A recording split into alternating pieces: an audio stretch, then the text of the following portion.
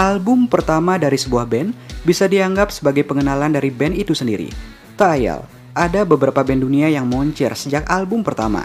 Katakanlah Appetite for Destruction-nya Guns N' Roses. Namun, jauh di generasi band-band lintas genre setelahnya, katakanlah semisal Green Day. Band beraliran punk ini yang terlebih dahulu membuat dobrakan di tahun 1994 lewat debut album major labelnya Dookie, yang kemudian disebut sukses membawa musik punk ke tingkatan yang baru dan juga sekaligus meleburkan etos di balik musik tersebut dengan budaya populer dalam skala sosial yang akhirnya tidak lagi menjadi eksklusif. Di lain cerita, entah kenapa penerimaan publik terhadap album major label perdana milik Blink-182 terasa tidak begitu kontroversial dibandingkan apa yang Green Day alami di masa lalu.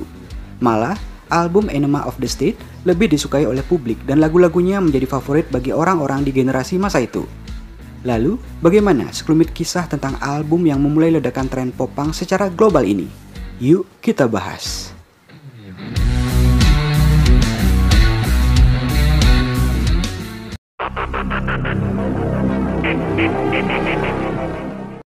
Enema of the State adalah album ketiga dari trio pop punk Blink-182 yang dirilis tahun 1999.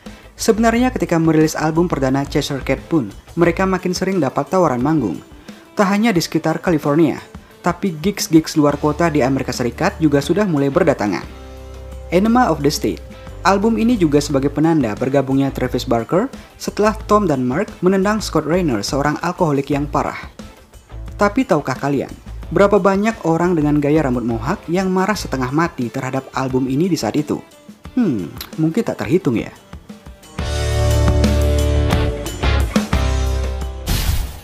Sebenarnya ya sah-sah saja semua orang punya opini sendiri tentang Blink-182. Apalagi setelah album kedua mereka sebelumnya Dude Range dirilis. Padahal secara teknis, album ini adalah hasil kerjasama label indie Cargo Record dan major label MCA.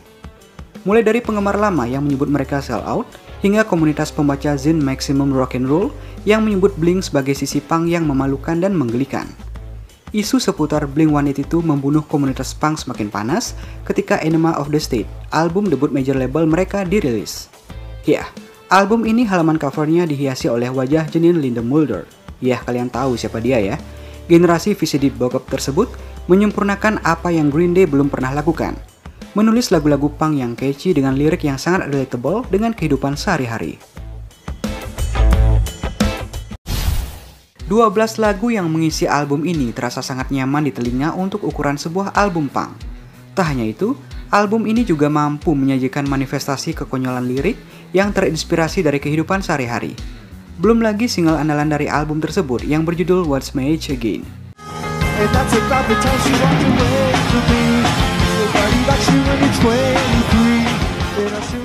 Single ini memberikan impresi yang tidak akan pernah dilupakan bagi orang-orang yang menyaksikan video klipnya di televisi. Bukan hanya What's My Age Again, hampir seluruh lagu yang terdapat dalam album Enema of the State mempunyai daya tarik tersendiri. Dari segi musikalitas misalnya, beberapa lagu di album ini menyajikan sound yang berbeda dari apa yang biasa Blink lakukan di beberapa album ini mereka sebelumnya. Jika di album-album ini, mereka biasanya main punk yang super ngebut.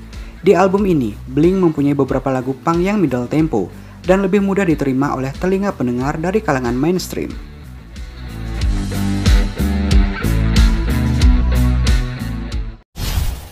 Sebut saja contoh lagu All the Small Things yang pola ketukan dan progresi akordnya sangat pop.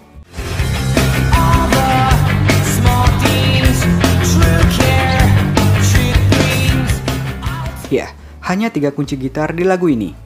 Atau Going Away to College yang sangat manis layaknya lagu-lagu pop berdistorsi tipis.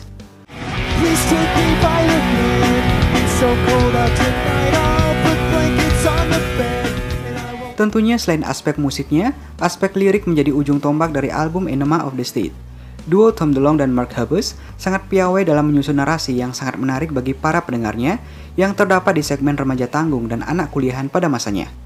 Mereka sukses mengubah lagu yang bercerita tentang putus asa dan jatuh cinta, semisal Don't Leave Me, Dysentery Gary, Going Away to College, All the Small Things.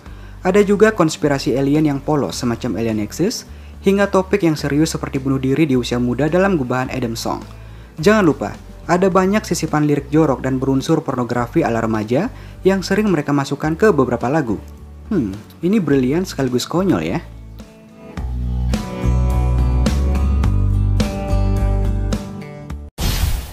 Jika diteliti dengan seksama, keberhasilan Enema of the State memberikan kontribusi yang lebih besar kepada generasi pendengar album tersebut di masanya.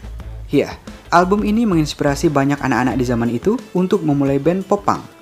Tak bisa dipungkiri, band-band seperti Fall Out Boy, New Found Glory, atau siapapun band pop punk favoritmu hari ini yang memiliki sound dan pembawaan yang hampir mirip dengan Blink, bisa dipastikan band-band ini terinspirasi dari band asal San Diego, Amerika Serikat tersebut. Setelah puluhan tahun rilisnya, album Enema of the State masih bisa didengarkan oleh generasi yang berbeda dengan penerimaan yang sama mengenai konten lagu-lagunya. Coba saja perhatikan, masih banyak pendengar musik era ini bila mendapat pertanyaan, lagu Blink-182 apa yang paling terkenal? Dan iya, mereka akan menjawab dan menyanyikan All the Small Things.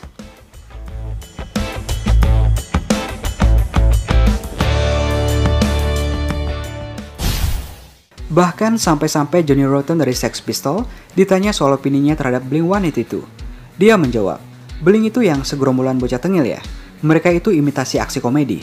Mereka itu jelek dan harusnya terus saja disuruh tampil di Saturday Night Live. Lontaran kalimat tersebut adalah bentuk ejekan yang paling tinggi. Ya, begitulah kata-kata pedas dari sesepuh punk tersebut. Kini, Enema of the State sudah berumur 23 tahun. Jujur, sudah banyak album-album lain yang katanya menodai nama punk semenjak album ini dirilis. Ya, gara-gara jalannya dibuka sama Blink ya, mungkin. Enema mungkin kini terasa jinak dibandingkan album-album Sum 41 atau Avril Lavigne di awal 2000-an. Atau mungkin juga karena semenjak era keemasan mereka, Blink-182 kini tidak lebih dari sekedar segerombolan pria tua yang bongkar pasang personil dan berkelahi soal isu-isu legal tidak penting. Kini Enema of the State justru terasa seperti oase dalam karir Blink. Namun secara objektif tidak ada yang buruk tentang album ini.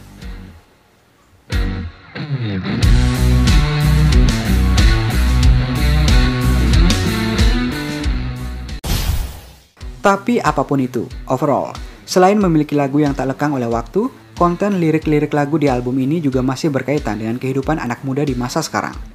Mungkin di masa depan, lirik-lirik ini masih sama-sama berkaitan dengan konsep cinta monyet anak muda yang masih begitu-begitu saja. Ya walaupun usia saya udah mateng ya. Lah, kok curhat? Sudah selayaknya kita semua berterima kasih kepada Blink-182 yang memberikan soundtrack masa muda, atau mungkin untuk generasi sekarang, soundtrack masa sekarang yang sangat berkesan sepanjang masa. Lalu, lagu Blink-182 mana yang jadi soundtrack of your life brother? Komen di bawah. Salam Bang Noden dan salam